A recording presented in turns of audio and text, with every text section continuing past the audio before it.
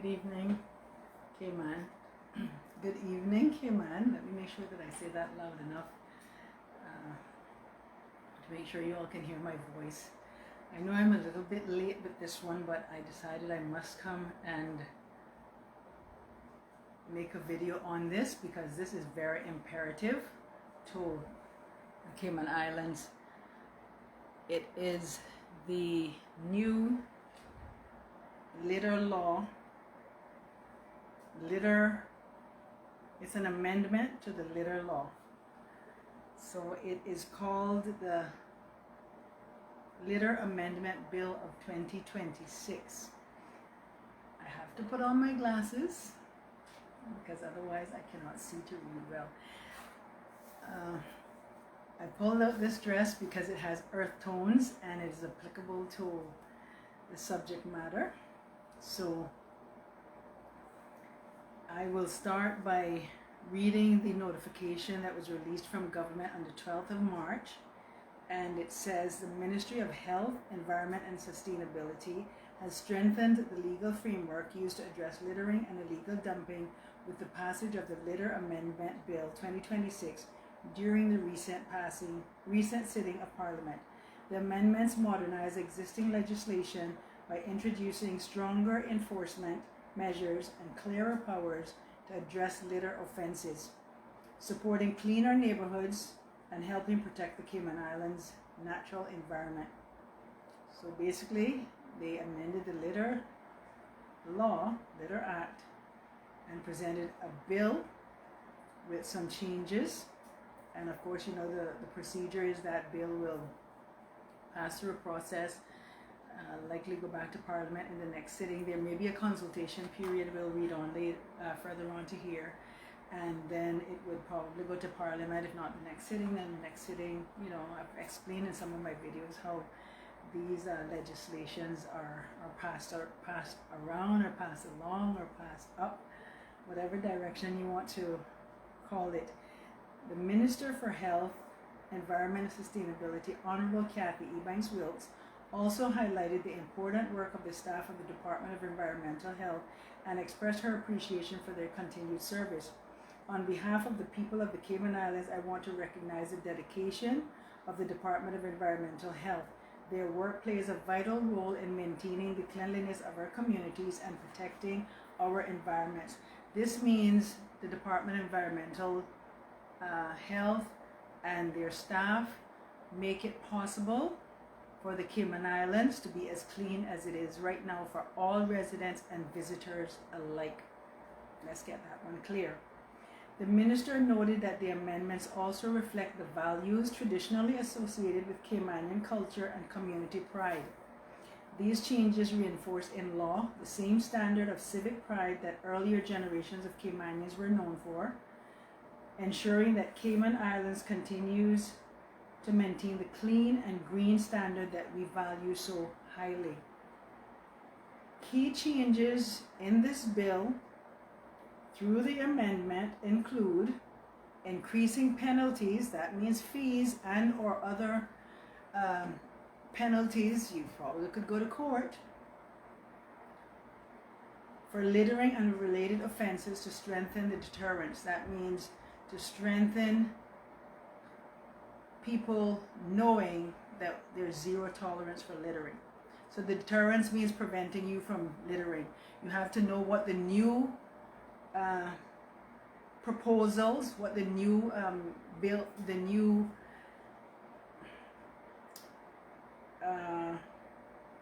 penalties. Some people may not understand that word fully, but empowering police constables and environmental health officers to issue fines for litter offenses, enabling Cabinet to introduce regulations, establishing an administrative penalty system for certain offenses. That means giving Cabinet the power to introduce regulations which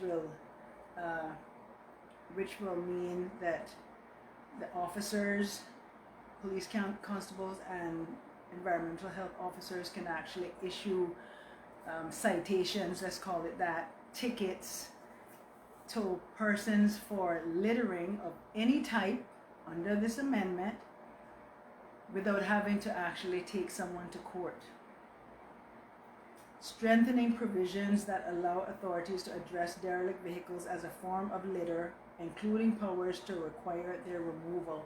So that means law enforcement, police, and Department of Environmental Health officers, staff, will be able to remove any derelict vehicles in public access way or in public roads or on the sides of the roads without notifying you guys that own these vehicles or the vehicles are registered in your name.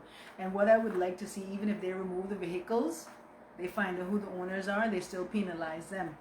That's what I would like to see, because you're not getting away just because they remove the vehicles. But anyway, they're going to be strengthening. The proposal is to strengthen the laws to allow these things to happen. The bill was debated in Parliament and further refined during the committee stage, where amendments were introduced following feedback from opposition members and the public. Oh well, I guess they already had, oh no, there's no public consultation so far. Minister Ebanks-Wilkes said the process helped strengthen the final legislation and welcomed the unanimous support, I guess must be all members supported the bill received. The feedback received during public consultation, there was a public consultation. I think I did respond to that. Not the actual consultation, but online. I'm always online, getting involved in stuff. And the parliamentary process helped improve the bill and ensure the final legislation reflects practical considerations for enforcement and community standards. The collaboration between the government and the opposition demonstrates how important these legislative changes are for the entire Cayman Islands. So that means both sides of the government came together without any hesitation and agreed that these changes need to be made. Usually you hear the opposition having a little resistance to some things and whatever, not with this bill. Acting Chief Officer in the Ministry of Health, Environment and Sustainability, Exie Tomlinson-Panton, also recognized the work of the ministry team and public officers who supported the development of the amendment. I would like to recognize the dedication of the ministry team and the many public officers who contributed their expertise throughout this process. Their work helped ensure these legislative improvements were carefully developed and brought forward in a way that will benefit the Cayman Islands. The ministry will work with relevant departments and agencies to support the implementation of the amendments. Copies of the Act will be made available on the Cayman Islands Legislative website following assent. That means once the Act is passed, it will be available on the website for everyone to see. Now what I'm going to do is read from the bill some of the proposals, so some of you may know what these proposals are. Now again, we hear some of the proposals are that law enforcement, meaning police and the Department of Environmental Health officers, will be able to deal with these issues administratively without actually having to go through the courts with certain things. Because as far as I can remember, usually if there was any breaches of the law, there would have to be summonses issued, or, well, I would say summonses, yes, against persons who breached the law, and then they would be summoned to court. And these new proposals, these new amendments, that will basically be eliminated, and officers, police officers and DEH workers can just come and give you a citation, a ticket, or that's what we call it. And then you either can pay a fine and or go to court depending on the severity of the citation. So derelict vehicles is what I want to address first and foremost, because this is a major problem in the Cayman Islands, especially Grand Cayman. Sorry to call out, but Georgetown Central, Georgetown North, and Georgetown South has the worst problems on the Grand Cayman Island. Sorry to say, I'm a fellow Georgetowner, and it pains me to have to admit this, but it's true. So I want to implore the MPs for these 3 districts. I won't call your names, you know who you are. I know the MP for Georgetown Central spearheaded an initiative about 2 years ago to be aware of, you know, littering and cleaning up the islands and so forth. We also have a senior member of K-Mankind who is responsible for those beautiful teal or aquamarine or turquoise paintings of the islands and the sidewalks and those things that we see on the road. They are beautiful. They really set the island out in my view. So that was a wonderful idea.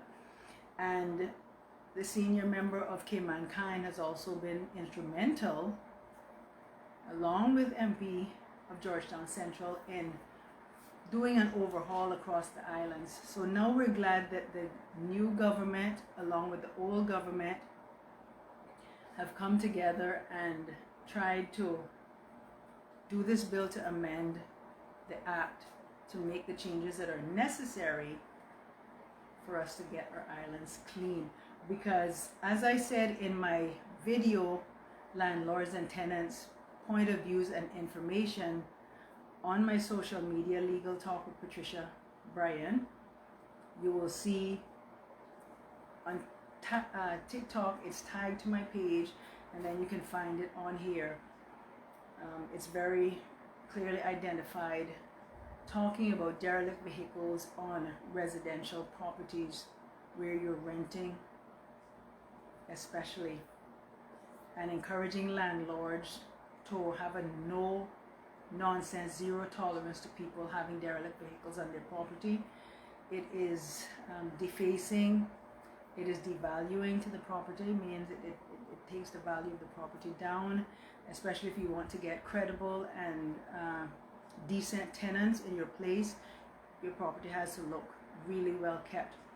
Now, I want to also talk about the tenants that, thank goodness, the supermarkets have eliminated shopping with these plastic bags, because that was a problem some years ago. Tenants, especially persons here on work permits, were causing a huge litter and sanitation issue by not properly bagging their garbage and using these shopping bags, and it caused huge rodent problems, especially in Georgetown. So that was a major sanitation issue. You guys have to realize that goes into the ground, and it goes into the water system and all that kinds of stuff. This is a huge thing. Littering isn't just about keeping the place looking good and all the lawns trimmed and the garbage picked up and the trees trimmed. It also means the remnants of the litter goes into the ground, seeps into the ground, and that seeps into water or the ground that we walk on, or whatever is grown on this ground, like it's mango season coming up. That all goes into the ground, and it affects the produce that we use that is grown. You know, you people that love the mangoes like me, guavas, bananas, you know, sweet sop, sour sop, plums, and all those sorts of things. If we don't properly dispose of litter and anything that causes garbage and unsanitation, then it's going to affect our health. So I know there's specific areas in Georgetown where we have a major problem with derelict vehicles. A lot of it stemmed from COVID, or after COVID, when people were bringing in all these cars from Japan and can't get parts for them, and they're just abandoning these cars. Well, now you particular neighborhoods, you know where I'm talking about, especially in Georgetown West, Georgetown South, Georgetown Central, and Georgetown North has major derelict vehicles and properly garbage disposing issues. I want to encourage landlords to comply with Department of Environmental Health requirements. Larry's, Uncle Bill's, Kirk's Home Center, L. Thompson Home Center, all 3 locations. Where else can I see? Those are the places off the top of my head that sells large garbage cans. Larry's is very cheap. That's probably one of the cheapest places. Their supplies runs out very fast, but they have some really good, tough, big garbage cans that are reasonable. Buy those and put on your properties for your tenants.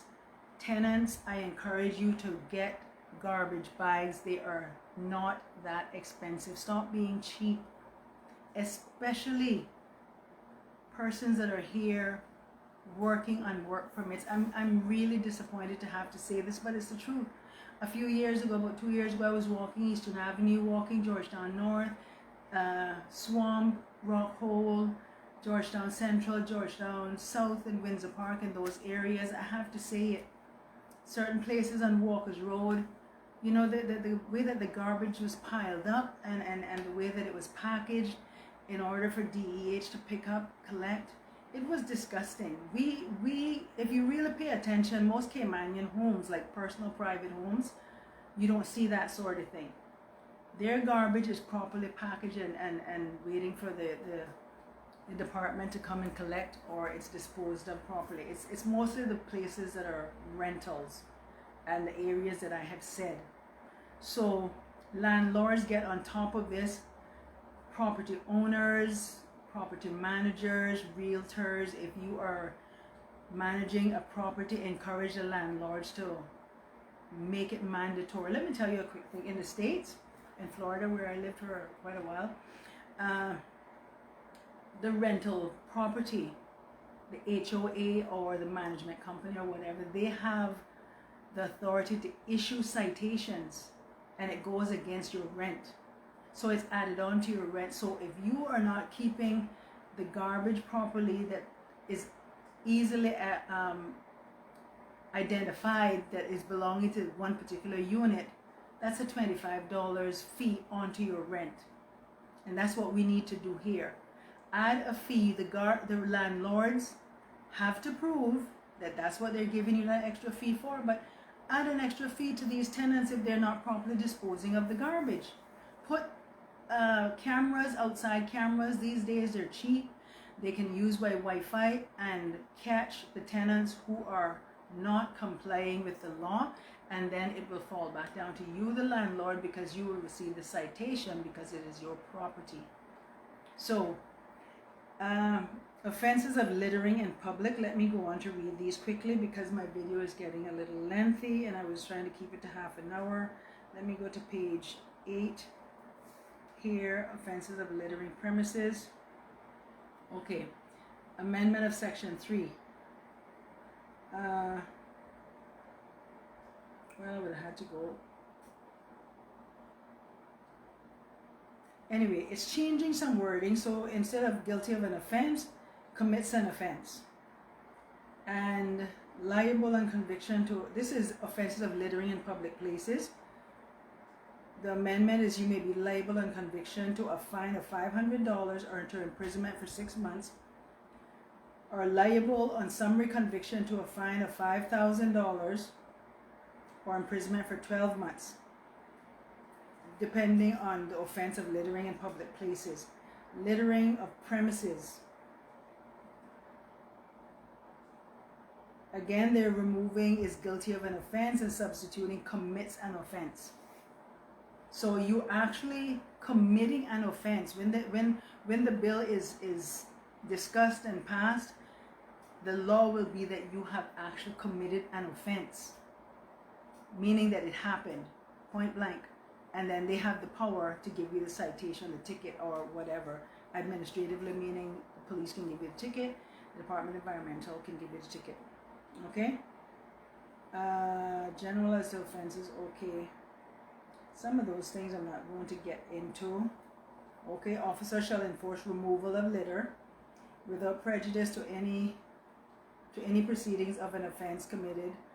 I'm not going to read most of the legal jargon for you. Where litter is left or caused to be kept in or on any premises in such circumstances as to cause, contribute to, or tend to deface of the premises by such litter, That's just what I was talking about. If the litter is left out on the premises and it can be proven, well, matter of fact, the landlord's going to be responsible for it if it's out there. Officers can come on the premises and give me tickets for it. An officer shall give notice either orally or in writing, so the officer can speak to you, the landlord, or provide it in writing, probably a ticket, a citation, to the person who left the litter or caused the litter to be left. So that could either be the landlord, because if the landlord allows it to happen, the landlord is responsible. If the tenant is seen or it's seen near the tenant, whoever, they can knock on your door and say, hey, this litter is right here, and ask you some questions and give you a citation while it's in front of your door, right? Or the owner or the occupier of the premises. See, I just said that. You can be held to commit an offense if litter is seen. Period, point blank. Okay. In the case of dead animals or other litter considered by the officer to be dangerous to health or life, this is where I was talking about rodents, rats, and snakes and roaches and that sort of thing. Yes.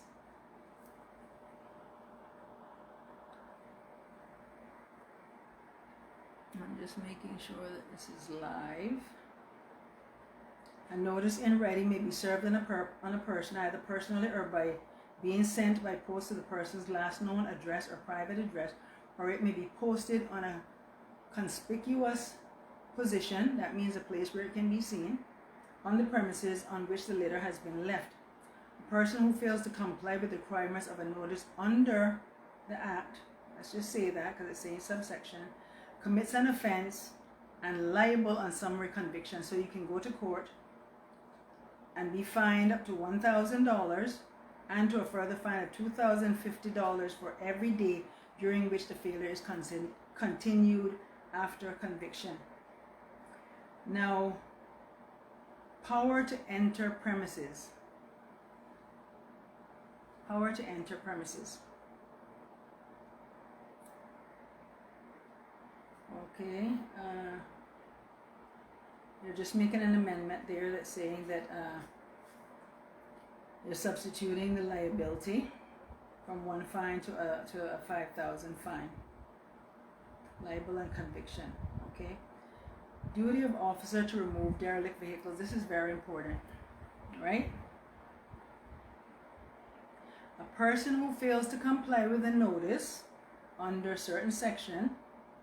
Right now, it doesn't matter what section to who's watching this video. All you need to know is that you need to comply to the law. Commits an offense. So again, they're substituting certain words.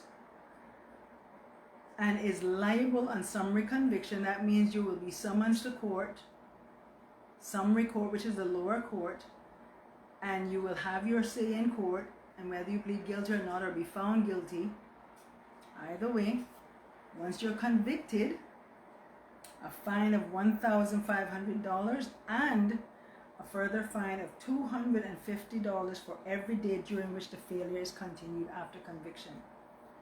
So that means if you've given a fine for $1,500, that's $1,500, and then every day after that, if you failed to comply with the order of the conviction, meaning you have to move to the vehicle or whatever, you have a further fine of $250 for each day. So the longer you leave your derelict vehicle there, you're going to get a further fine per day. And an officer shall, without prejudice to the officer's right to take proceedings for a fine in respect of each failure, remove the derelict vehicle. So left or caused to be left means they're just going to remove the vehicle. That's what that means. And the Crown may recover. I mean, the Crown can sue you for the money that was spent to remove that vehicle by the government. And they're going to recover it from you who the vehicle is registered into, if it's even registered.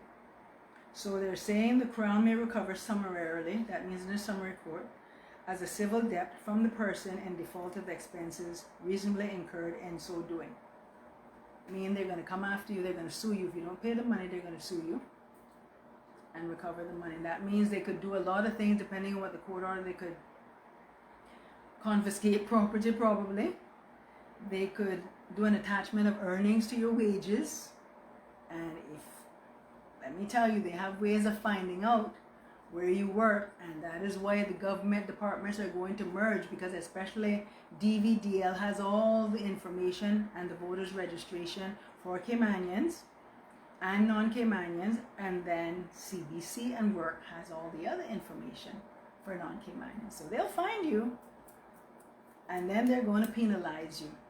So no more derelict vehicles. Start practicing it now.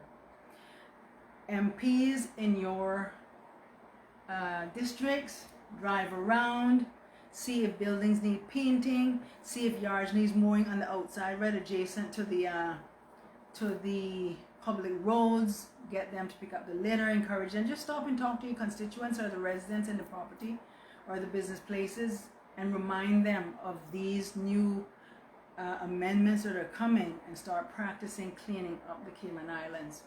We are known as one of the cleanest locations on this side of the world, safest and cleanest, and we want to keep it like that. We have two members, MP Panton and MP Borden, Ms. Heather and Mr. Wayne, of Savannah and Newlands, who are major environmentalists.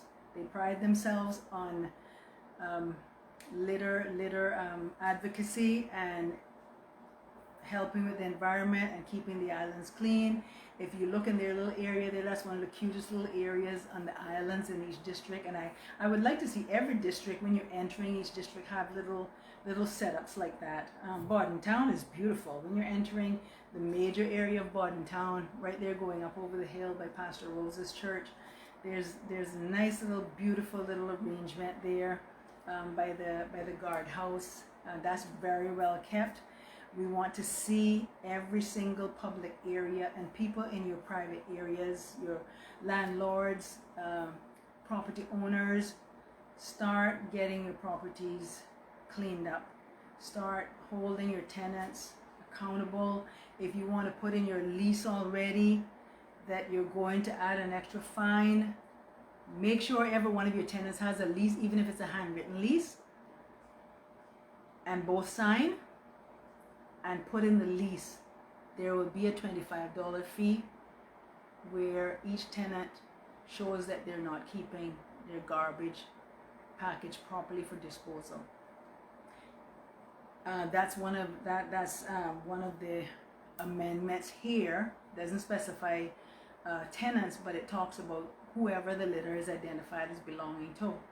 And if they sign it, then that means you're able to hold them to that, because that defaces your property, that devalues your property, and it really is, it's just a bad looking. Oh, in the States, I said this again on that video, if you have a vehicle on a residential property and it's not licensed, that property has contracts with tow companies, and those tow companies come through every night. And if they find a vehicle that's not registered to that property and it doesn't have a tag that is up to date with registration, it's getting towed. And who's responsible for the tow fee? The tenant. So that's another thing that our government needs to put in there. Or landlords, management companies, you can put in your leases and enforce that in that way. No more derelict, broke down vehicles being kept in the property if they're not running. If they're not licensed, up to date, they have to go.